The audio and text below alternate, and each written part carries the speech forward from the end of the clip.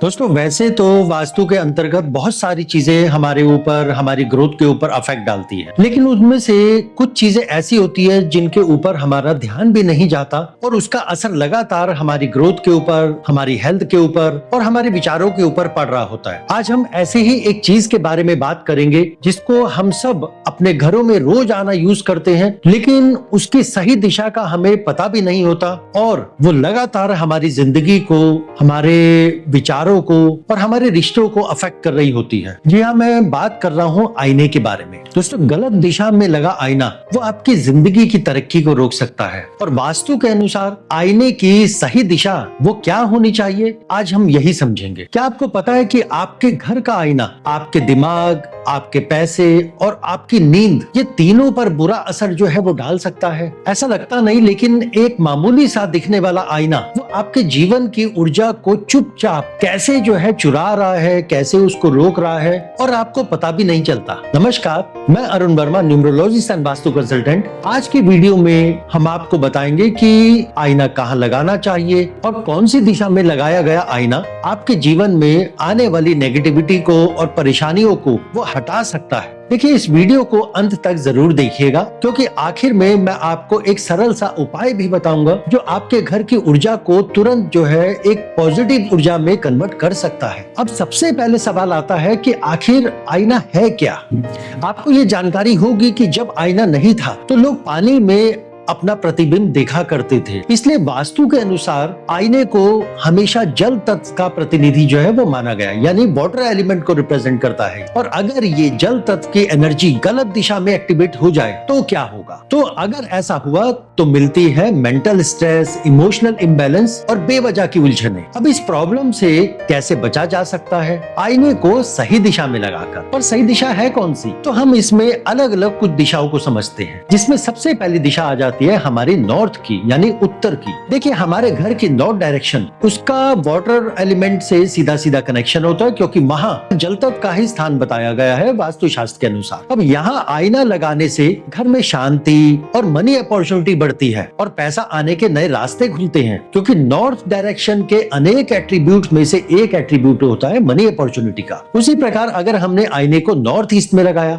तो इससे क्या प्रभाव पड़ेगा? देखिए, आप इसको नॉर्थ ईस्ट में अगर लगाते हैं तो यह दिशा हमारे मन की, हमारी सोच की, हमारे माइंड की होती है, क्योंकि इसी दिशा में वास्तु पुरुष का सर आता है। यहाँ आईना लगाने से मेंटल ग्रोथ और डेवलपमेंट मिलता है, नए आइडिया आते हैं और उस आइडिया के ऊपर काम करने और उससे जुड़ी कुछ चीजों को सीखना और उसको इम्प्लीमेंट करने में मजा आता है, उसको करने का मन करता है। उसी प्रकार अगर आप आईने को ईस्ट की दिशा में, यानी कि पूर्व की दिशा में लगाएंगे तो इसका क्या प्रभाव पड़ेगा? देखिए, अगर आप इसको इस दिशा में लगाते हैं तो ये दिशा होती है समाज की, समाज से संबंध बनाने की, वहाँ के लोगों से नए नए जो है संपर्क बनाने की। तो जब ऐसा होता है तो हमें नए लोग जो है जुड़ते हुए नजर आते हैं, नए अवसर मिलते हैं, नए रास्ते खुलते हैं और आप देखेंगे आपके बहुत सारे काम वो ऐसे ही बनते चले जाएंगे जो मात्र संपर्क के जरिए जो है बन सकते थे। अब आती है वो दिशा या लोकेशन जहां आपने भूल कर भी ना तो आईना लगाना है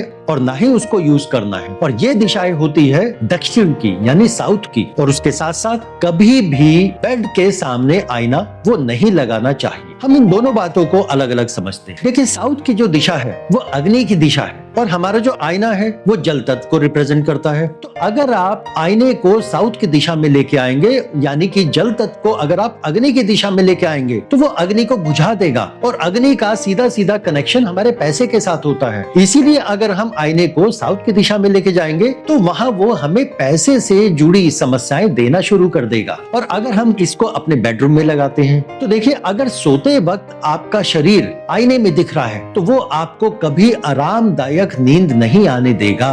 देखिए, आईना चीजों को डबल कर देता है, एक जो बाहर है और एक जो आईने के अंदर होता है। देखिए, सोने से हमारे शरीर की थकावट उतरती है, माइंड में आने वाले सवालों के जवाब मिलते हैं, कई सारी प्रॉब्लम को सोचते हुए हमें उनके समाधान मिलते हैं। लेकिन जैसे ही हमारा शरीर उस आईने के अंदर रिफ्लेक्ट होना शुरू होता है तो हमारे सवाल, हमारी थकान और हमारी परेशानियां भी डबल हो जाती हैं, जो हमारे मन, हमारे मस्तिष्क में बेचैनी पैदा कर देती है और इसलिए कभी भी गहरी नींद नहीं आती। और आप अक्सर ऐसे लोगों को देखेंगे कि सारी रात सोने के बावजूद जब वो सुबह उठते हैं तो एक थकान सी महसूस करेंगे, अपने माइंड के ऊपर एक प्रेशर महसूस करेंगे। और ऐसा क्यों होता है? क्योंकि रात भर जो विचार हमारे माइंड में चल रहे होते हैं वो आईने में रिफ्लेक्ट होने के बाद वो विचार कई गुना बढ़ जाते हैं और उन विचारों के चलते फिर हमें नींद नहीं आती। अच्छा, अब हम बात करते हैं उपाय की। अगर आपके बेडरूम में आईना है, क्योंकि देखिए जाहिर सी बात है बेडरूम है तो उसमें बार बार जो है आईना देखना ही पड़ता है सुबह उठने पर या कई बार जो है सोने से पहले, तो आईने के ऊपर आप एक पर्दा लगा कर रखें जिसे रात को सोते समय ढक दे और सुबह जब उसका प्रयोग करना हो तो पर्दे को हटा ले। अच्छा, कई लोग अपने मेन गेट के सामने भी आईना जो है लगा देते हैं, ऐसा भूल कर भी ना करें। इससे घर में प्रवेश करने वाली जो शुभ ऊर्जा होती है वो आईने से टकरा कर वापस लौट जाती और घर में जब पॉजिटिव एनर्जी नहीं रहती तो नेगेटिव एनर्जी धीरे धीरे वास करना शुरू करती है, जिसकी वजह से रुकावटें आनी शुरू हो जाती है। अब एक छोटा सा वास्तु रहस्य मैं आपके सामने जो है शेयर कर रहा हूँ। अगर आप अपने पैसे को, अपनी ज्वेलरी को डबल करना चाहते हैं तो कोशिश करें कि अपना जो लॉकर रूम है, ठीक, अगर वो नॉर्थ में बना रखा है तो उसके सामने जो है आईने को जो है लगाएं। ये आपके पैसे को और अपनी ज्वेलरी वगैरह को डबल करने में मदद करेगा।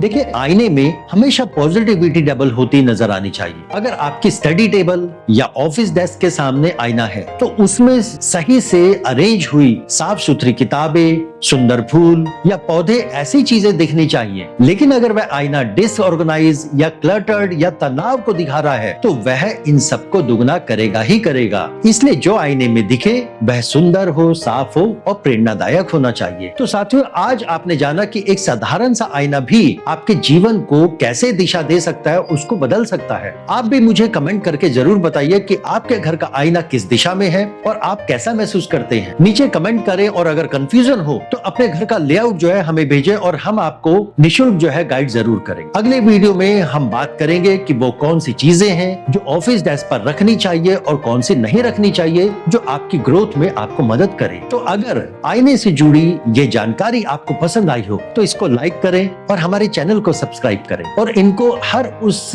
अपने करीबी के साथ शेयर करें जो अपने घर में नकारात्मक ऊर्जा या मन की अशांति महसूस करते हैं। और याद रखिए कि आईना सिर्फ चेहरा नहीं दिखाता, वो आपके अंदर की ऊर्जा को प्रतिबिंबित करता है। तो उसको सही दिशा दें और मिलते हैं हम अगले वीडियो में फिर दोबारा से ऐसे ही वास्तु से जुड़ी एक अच्छी जानकारी के साथ। तब तक के लिए धन्यवाद।